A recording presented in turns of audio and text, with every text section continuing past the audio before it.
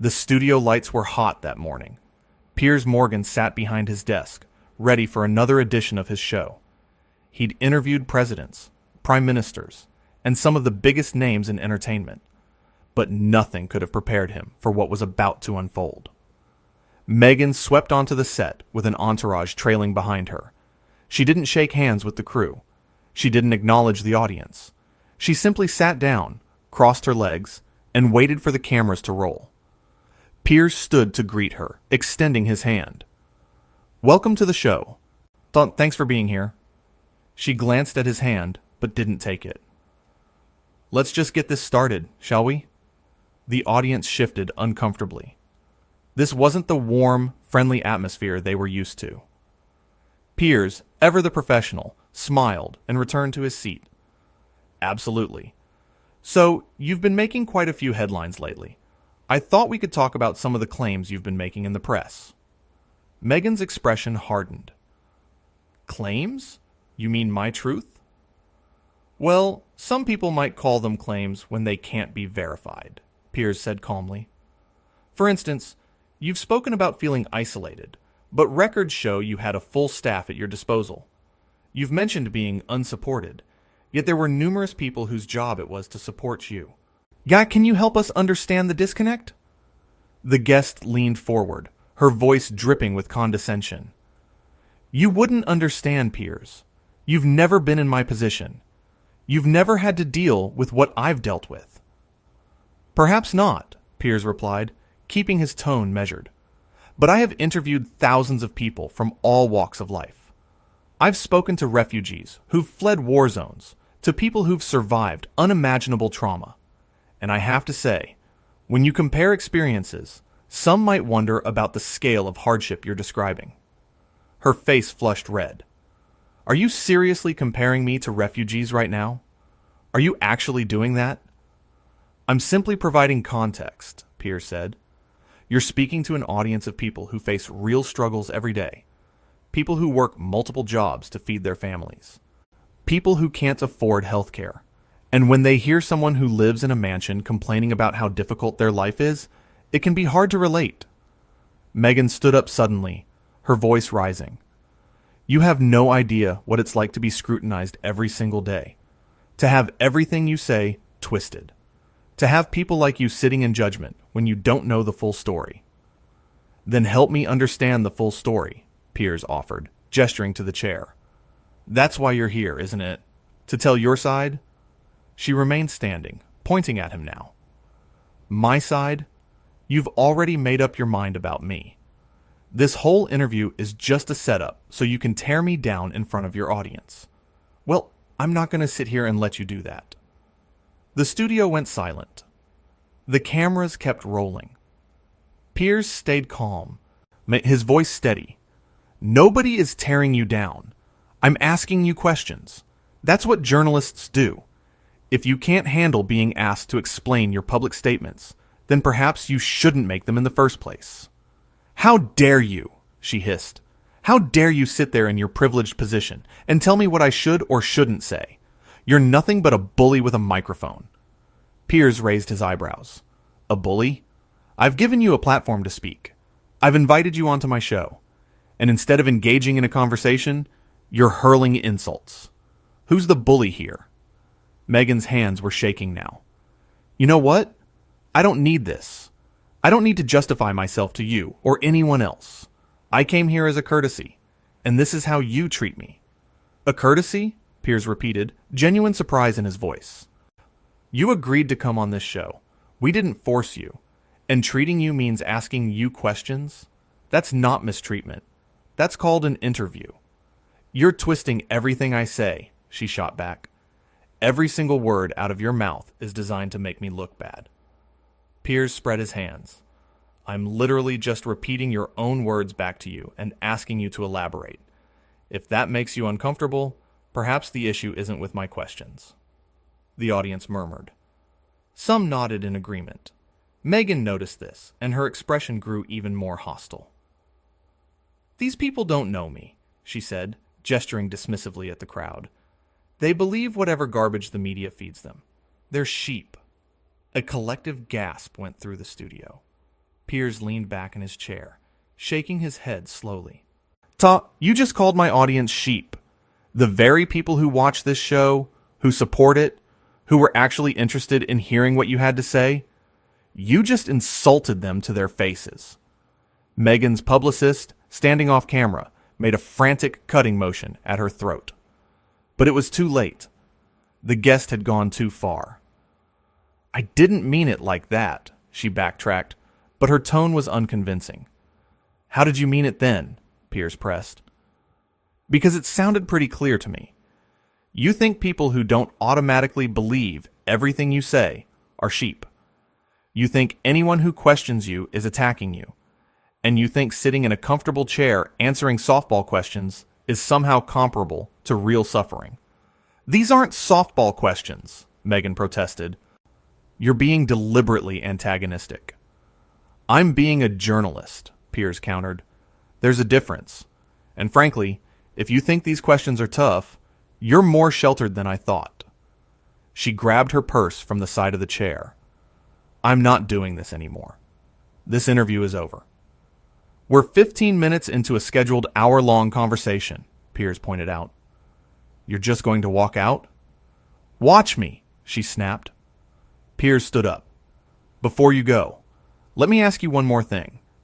Do you think this behavior, this inability to handle basic questions, this lashing out at an audience who came here to listen to you, do you think that helps your cause?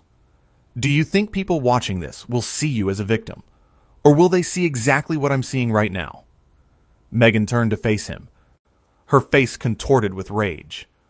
And what exactly are you seeing, Piers? Please, enlighten us all with your infinite wisdom. I'm seeing someone who wants all the benefits of fame without any of the accountability that comes with it, Piers said quietly. I'm seeing someone who expects to be praised and believed without question. And I'm seeing someone who, when challenged even slightly, completely falls apart and blames everyone else. You are a vile, disgusting human being, she spat, and I hope everyone watching knows what a snake you really are. The audience gasped again. Piers remained composed. I've been called worse by better people, he said simply. But the fact that you resort to personal attacks when you can't defend your positions tells everyone everything they need to know. Meghan looked around the studio wildly, as if searching for support. Her publicist rushed onto the set, whispering urgently in her ear, but she shook her head violently. No, I want everyone to hear this, she announced loudly. Piers Morgan is a hack. This show is a joke, and anyone who takes him seriously needs to have their head examined. Are you quite finished? Piers asked, his voice dangerously calm. Not even close, she retorted. You sit here day after day, judging people, acting like you're some moral authority. But you're nothing. You're a failed journalist who couldn't make it in America, so you had to come crawling back here. Piers smiled thinly. I've worked in both countries successfully, actually. But I appreciate the attempted insult. Is there anything else you'd like to add before you storm off my set? Your set? She laughed bitterly. This isn't your set. This is a soundstage owned by a network that pays you to sit here and spew garbage. Don't act like you own anything. I own my integrity, Piers said. Can you say the same? Her mouth opened and closed several times. No words came out. The publicist tugged at her arm insistently. This is absurd, Meghan finally said. I came here in good faith and you ambushed me. I asked you questions, Piers repeated slowly, as if speaking to a child. Questions about statements you made publicly. If that's an ambush, then every interview ever conducted is an ambush. You know what, Piers? I feel sorry for you. I really do. You're so bitter and angry that you can't stand to see other people happy or successful. You have to tear them down to make yourself feel important. Piers chuckled. I'm not the one having a meltdown on live television because someone asked me to explain myself. But please, continue with the armchair psychology. It's quite entertaining. That was apparently the final straw. Meghan ripped off her microphone, the wire snapping as she yanked it from the battery pack, clipped to her waist. She threw it on the floor. I'm done. I'm done with this charade. I'm done with you. And I'm done with this pathetic excuse for a show. She turned on her heel and marched toward the exit. Her publicist scrambled to follow, muttering apologies to the crew. The studio audience sat in stunned silence. Piers called after her. Thank you for confirming everything I suspected. This was truly enlightening. She spun around one last time. You haven't heard the last of this, Piers. I promise you that. I'm sure I haven't, he replied. I imagine you'll be on some other show tomorrow, playing the victim and blaming me for your behavior today. It's what you do best. With a sound somewhere between a scream and a growl, Meghan pushed through the studio doors and disappeared. The heavy doors swung shut behind her with a resounding thud. Piers looked at the camera, then at his audience. He took a deep breath and straightened his tie. Well, he said, a slight smile playing at his lips. That went about as well as expected. The audience erupted. Some were laughing, some were applauding, some were simply shaking their heads in disbelief. Piers returned to his seat and shuffled his notes. I genuinely invited her here to have a conversation, he continued, speaking directly to the camera. I wanted to give her a chance to explain her perspective, to help people understand where she's coming from. But as you all just witnessed, the moment anyone questions the narrative, the response is hostility and personal attacks. He paused, looking thoughtful. You know, I've interviewed some of the most controversial figures in the world. Politicians who've been caught in scandals, celebrities who've made terrible mistakes, business leaders who've destroyed lives, and almost all of them, even the worst of them, could sit in that chair and have a civil conversation. They could defend their positions. They could handle being challenged. The audience listened intently. Piers's voice was measured, serious. But what we saw today was someone who is so used to being surrounded by yes people, and so accustomed to having every word praised and every action applauded, that the mere suggestion of accountability sent her into a tailspin, and that, more than anything else, should concern people. He glanced at the empty chair across from him. I don't take pleasure in what just happened. I really don't. But I do think it was necessary. Because we live in a world where certain people believe they're above scrutiny, where fame and status somehow exempt you from having to explain yourself. And that's dangerous. The camera zoomed in on his face. When someone makes public claims, especially serious ones, they should be prepared to discuss them. That's not an attack. That's not bullying. That's called being a responsible adult.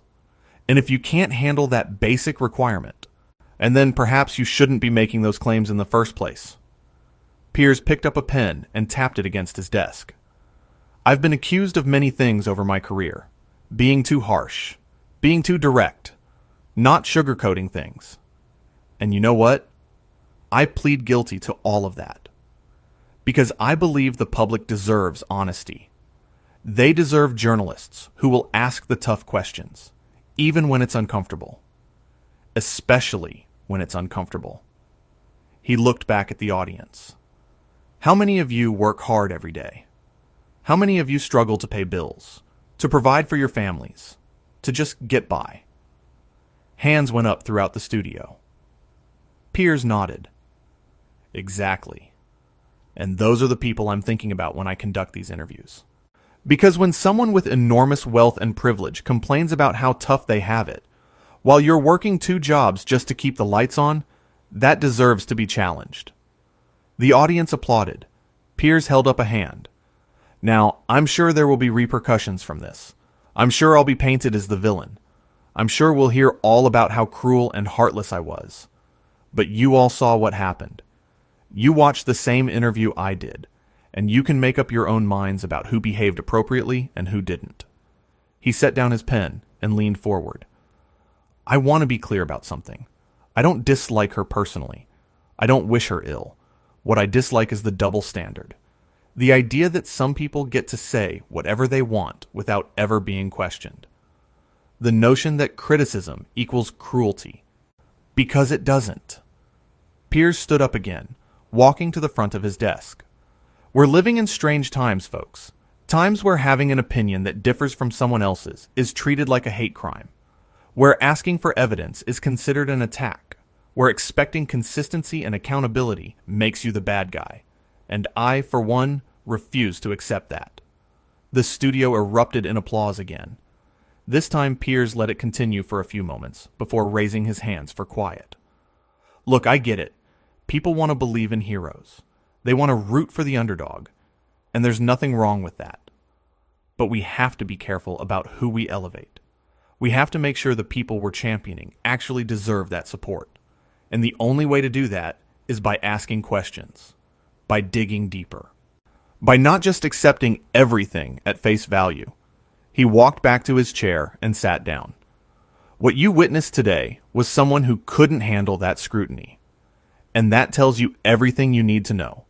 Because if your story is true, if your experiences are real, if your claims are valid, then you should be able to defend them. You should welcome the opportunity to provide context and evidence. The fact that she couldn't or wouldn't speaks volumes. Piers looked directly into the camera one more time. I know some of you will disagree with me. Some of you will think I was too hard on her, and that's fine. You're entitled to your opinion. But I hope you'll at least consider what you saw today. I hope you'll think about the behavior that was on display. And I hope you'll ask yourself whether that's the kind of person who deserves your unwavering support. He picked up his notes and tapped them against the desk to straighten them. We have a lot more show to get through today. We've got some wonderful guests lined up who are actually willing to have a conversation. But I thought it was important to address what just happened while it was fresh, to give you my perspective, unfiltered and honest. The audience was hanging on every word. Piers smiled slightly. And to any future guests who might be watching, let this be a lesson. Come prepared. Come ready to defend your positions. Come willing to engage in actual dialogue. Because if you can't do those basic things, this might not be the show for you. He turned to one of the cameras. We're going to take a quick break. When we come back, we'll reset and continue with our scheduled programming. Thank you all for your patience and understanding. And thank you for being such a great audience. The director called for a break. The lights dimmed slightly. Piers stood and loosened his tie, shaking his head with a rueful smile. A production assistant approached him nervously. That was quite something, Piers. It certainly was, he agreed. Not exactly how I planned to spend my morning, but there you have it. Do you think she'll really cause trouble? The assistant asked. Piers shrugged. Probably. But what else is new? I've weathered worse storms than this. And besides, we have the footage. Anyone who watches it will see exactly what happened. Can't spin your way out of video evidence. Another crew member came over with a glass of water. Piers accepted it gratefully. Thanks. Needed that. The audience was buzzing with conversation. Everyone talking about what they'd just witnessed. Piers could hear snippets of their discussions. Most seemed to be on his side, though a few were debating whether he'd pushed too hard. His producer appeared, headset around her neck, tablet in hand. Well, that's going to make headlines. Everything makes headlines these days, Piers said dismissively. The question is whether we told the truth. And I think we did. The phones are already ringing off the hook, she informed him. Half want to complain, half want to congratulate you. Social media is exploding. Piers took a sip of water. Let it explode. The truth can handle the heat, the producer consulted her tablet. We should probably prepare a statement for after the show. Get ahead of the narrative. The narrative is what it is, Piers replied. We don't need to spin anything. Just release the full, unedited footage. Let people watch it and decide for themselves. She nodded, making notes. Okay, we'll do that. But be prepared for this to get ugly. It's already ugly, Piers pointed out. Might as well see it through. The stage manager called out. 2 minutes to air. Piers drained the rest of his water and handed back the glass.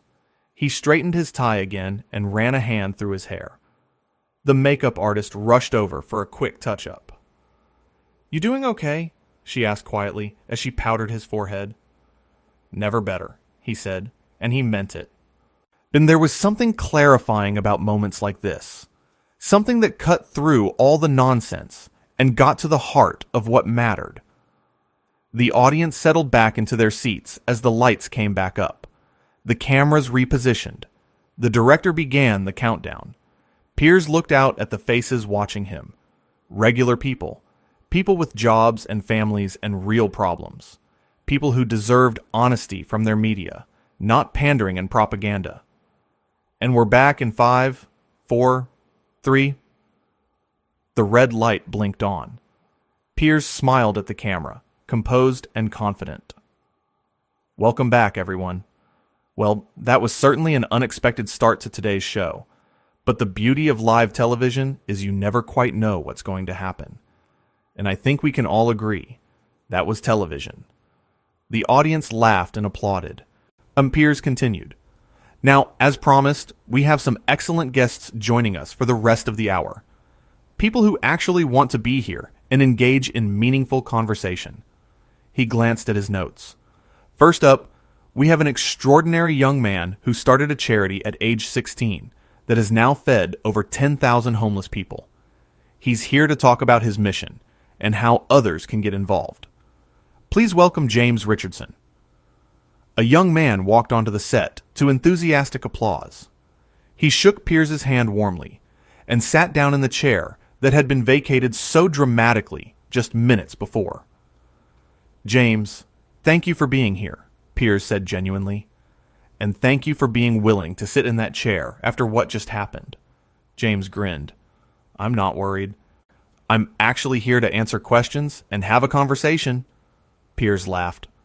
"What a refreshing concept. Tell us about your organization." As James began to speak about his charity work, about the homeless population he served, about the volunteers who helped him, Piers found himself relaxing. This was what the show was supposed to be about. Real people doing real things, not manufactured drama and victimhood narratives. The interview went smoothly. James was articulate and passionate. He spoke about the struggles he'd witnessed on the streets, about the elderly veterans sleeping in doorways, about the young mothers trying to shield their children from the cold. He talked about solutions, about policy changes that could help, about the basic human dignity everyone deserved. "You've seen real hardship," Piers observed. "Real suffering. How do you feel when you hear people with enormous resources complaining about their lives?" James thought for a moment. "I try not to judge.